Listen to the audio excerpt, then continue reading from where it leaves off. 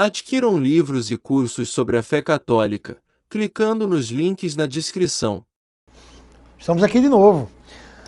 O programa Em Defesa da Fé tem o propósito de provar nas Escrituras a sã doutrina, a doutrina da única igreja que Deus autorizou na Terra. Provar, deixar bem claro que é a única doutrina autorizada por Deus e que a tradição da igreja está totalmente de acordo com as Escrituras. Como eu falei nesse bloco, eu iria mostrar aqui que o apóstolo Paulo deixa bem claro o purgatório. Deixa totalmente claro. Ele ainda mostra a diferença dos que vão ter que passar pelo purgatório para aqueles outros que vão direto para o céu. Vamos lá. Seguinte, a pessoa que persevera e leva uma vida totalmente santa e atinge o estado máximo de purificação para a obra de Deus, ela vai direto para a glória. Como o próprio São Paulo, ele, em Filipenses 1:23, ela afirma que deseja partir e estar com Cristo. Né? Mas algumas pessoas que essa obra que ele está tendo na sua vida, a obra pelo Evangelho, a obra por Deus, o segmento na família, a santidade, todas as coisas que aproximam de Deus. Se essa obra for queimada, se essa obra se quebrar, ele vai ser salvo ainda. Mas vai ter que passar pelo purgatório antes. Vai ter que ter o fogo do purgatório para lhe purgar. Vamos lá provar aqui São Paulo mostrando essa diferença. 1 Coríntios 3, do 14 e o 15. 1 Coríntios 3, 14 e 15. No versículo 14, Paulo mostra aqueles que vão direto para a glória. Mas no 15, ele mostra aqueles que vão ser salvos também, mas vão ter que passar pelo fogo antes. Vamos lá. 1 Coríntios 3, 14. Se a obra construída sobre o fundamento subsistir, o operário receberá uma recompensa. Aquele, porém, cuja obra for queimada, perderá a recompensa. Mas ele mesmo, entretanto, será salvo. Mas como que através do fogo? Olha que interessante. Paulo diz que aquele que chegar ao fim da vida e a obra tiver sido queimada, ele ainda vai ser salvo. Sendo que através do fogo. É por isso, minha gente, que existe a oração pelos mortos. A igreja, desde o Velho Testamento, e o próprio São Paulo rezou pelos mortos. Vamos ver aqui. Isso aqui quando eu mostro para um seguidor dessas placas de homens, né? Um seguidor dessas placas de homens que diz, eu creio na Bíblia. Mas quando a gente mostra que a Bíblia é de acordo com a doutrina católica, eles piram, eles enlouquecem. São Paulo, em 2 Timóteo 1, ele reza para um amigo morto. Onesíforo tinha morrido e Paulo reza por Onesíforo. Primeiro ele ora pela família de Onesíforo e depois ele ora pela salvação de Onesíforo. 2 Timóteo 1, do 16 ao 18. Que o Senhor conceda misericórdia à família de Onesíforo, porque ele muitas vezes me confortou e não se envergonhou de minhas cadeias. Ao contrário, quando chegou a Roma, me procurou solicitamente até me encontrar. Então, Paulo começa a falar da obra de Onesíforo, né? E Paulo, no versículo 18, reza pelo amigo já falecido. Diz assim, ó, e que o Senhor lhe conceda achar misericórdia junto ao Senhor naquele dia. Né? Ele faz um ato de oração por aquele que já morreu. Por quê? Porque é comum, sempre, desde o Antigo Testamento, é comum se rezar pelos mortos. Lá em Êxodo 23, Não, Êxodo 32, versículo 13, quando Moisés está orando a Deus, falando com Deus, em Êxodo 32, 13, ele pede para Deus lembrar das promessas que ele fez aos mortos, a Abraão, Isaac e a Jacó. Né? Normal isso. Não sei porque o povo persegue tanto, né? Essa doutrina da igreja. É o seguinte, hoje, em Cristo, existe a oração pelos mortos, né? Já era comum também no Velho Testamento. Só que para que sejam purificados, o que age sobre a alma desses mortos é o sangue de Cristo. No Velho Testamento existia o Kippur.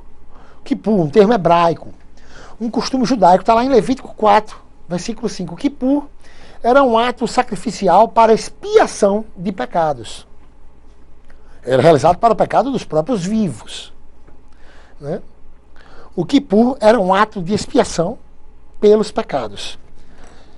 Segundo Macabeus 12, 42 e 44, se faz esse mesmo ato, esse mesmo Kippur, esse ato de expiação, só que pelos pecados dos mortos, que tinham morrido na guerra. Uma das táticas é acusar que o livro de Macabeus é um livro apócrifo, que não é de Deus. Só que Jesus Cristo não concorda. Jesus Cristo citava o livro de Macabeus. Né? São Paulo citava o livro de Macabeus. Em 1 Timóteo 5, 23, ele cita. Segundo Macabeus 15, 39. Mas faremos um programa aqui só para provar que esses livros eram usados por Cristo e pelos apóstolos e que São Paulo chamou-os de inspirados. Esses livros que são tão perseguidos, que foi amputado das Bíblias protestantes. O autor de Hebreus, lá em Hebreus 11, 35, cita segundo Macabeus 7. Então, esse ato de expiação pelos mortos, ato de oração, foi comum, tanto na igreja primitiva, como é comum até hoje, e era comum no Antigo Testamento. Né? Olha que interessante.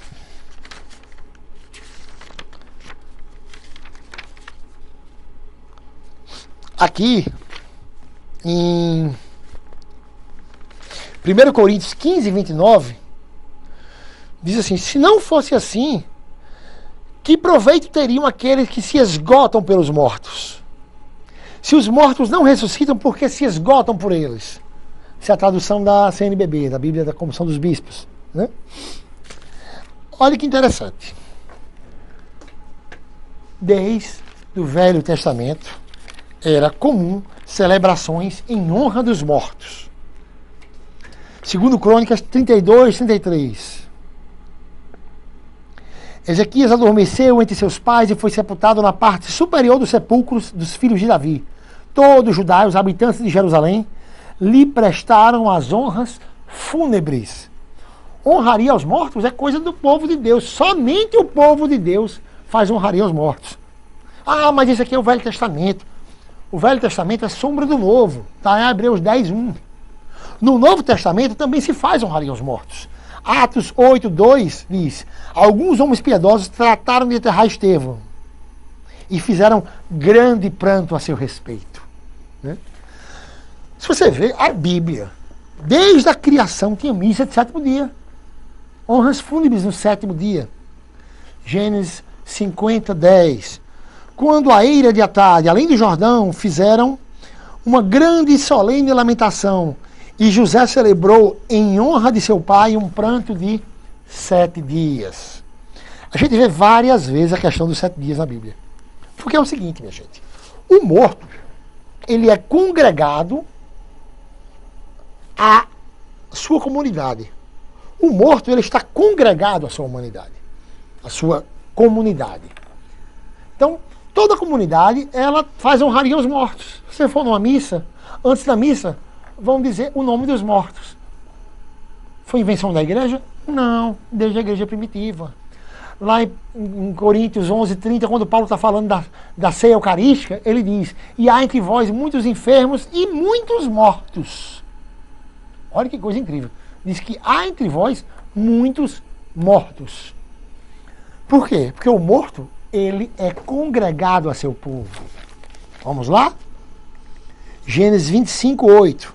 E Abraão expirou, morrendo em boa velhice, velho e farto de dias, e foi congregado a seu povo. Lá na frente, Gênesis 25, 17 diz: estes são os anos da vida de Ismael, 137 anos. Ele expirou e, morrendo, foi congregado a seu povo. Os mortos são parte da comunidade. Honraria aos mortos, celebrações eucarísticas fúnebres, só o povo de Deus faz. Por isso que a Igreja Católica faz até hoje. Está na Bíblia. Por isso que as seitas não fazem. Porque as seitas são fundações humanas. São invenções de homens. Só a Igreja Católica respeita as Escrituras, como deve ser respeitada, com a mesma interpretação da era apostólica, com o mesmo Espírito que escreveu. O Espírito Santo é a alma da Igreja Católica.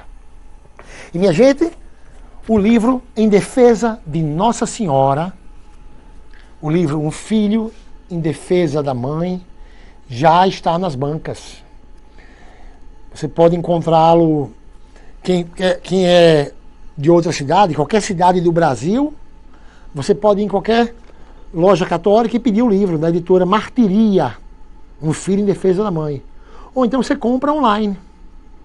Você compra pelo www.martiria.com.br. E quem é daqui de Natal pode encontrar na loja Jerusalém, tanto no Alecrim, como na Zona Norte, como no Centro. E também pode encontrar na banca de revista Cidade do Sol, ali na Afonso Pena, conhecida como a Banca do Tota, bem próximo do CCAB. O livro, ele defende todos os ataques à Nossa Senhora, prova que todos os ataques contra Nossa Senhora são uma farsa, e prova, segundo as Escrituras, que todos os dogmas de Nossa Senhora são bíblicos. São verdades puras, porque a Igreja de Deus é o sustentáculo da verdade, como diz em 1 Timóteo 3,15. Então, minha gente, o propósito do programa é esse: provar, segundo as Escrituras, a doutrina católica, que é uma doutrina sã, impossível de ter erro, que os dogmas da Igreja são dogmas infalíveis. Então, estaremos aqui na próxima semana com mais um programa em defesa da fé, defendendo a sã doutrina da Igreja. Até mais.